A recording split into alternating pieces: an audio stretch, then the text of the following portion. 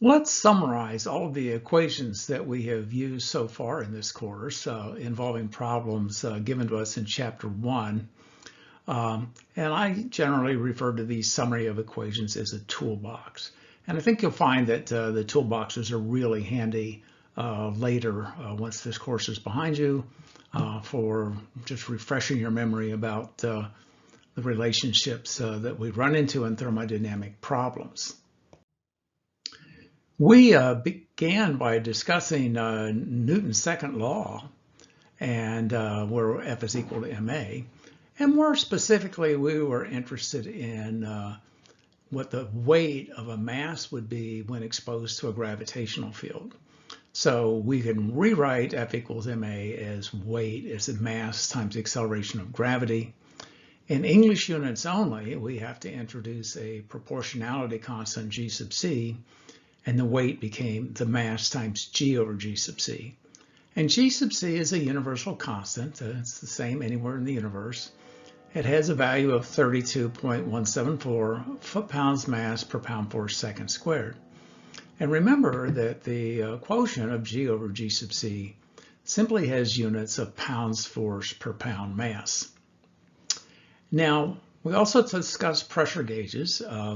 When we're dealing with pressures in thermodynamic equations, we always use the absolute pressure, but we often measure pressure with a pressure gauge. But a pressure gauge doesn't really read absolute pressures, it reads gauge pressures. And to convert gauge pressure to absolute pressure, we have to consider the atmospheric pressure. So for a pressure gauge, the absolute pressure of the gas being measured is the atmospheric pressure plus the gauge pressure. And if we're looking at a vacuum gauge where we're reading pressures below atmospheric pressure, then the absolute pressure is P atmosphere minus the gauge pressure.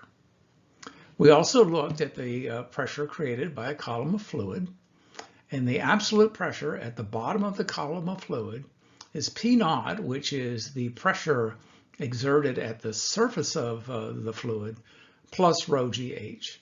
So rho GH is the pressure created by the fluid, and then the absolute pressure, of course, at the bottom of the fluid would also have to include the pressure that sits on top of the fluid. Rho GH by itself would just be the gauge pressure. We discussed buoyancy. Buoyancy is just rho g times the displaced volume. So rho g is the unit weight, as we'll see here shortly. And the displaced volume is the volume of water that's been displaced by an object that's set in the water. So a floating 100-ton ship would displace a weight of water equal to 100 tons. Density is defined as just mass over volume, or we can say that mass is density times volume. Specific volume is just the inverse of density. It's volume over mass. And unit weight is just rho g. In English units, of course, that would be rho g over g sub c.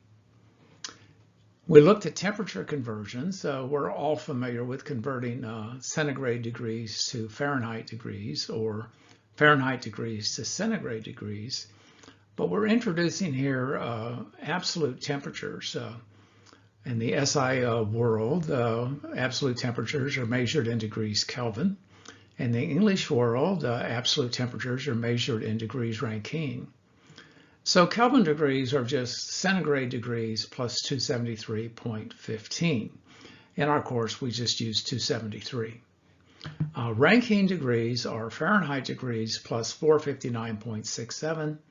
In our course, we just use a value of 460.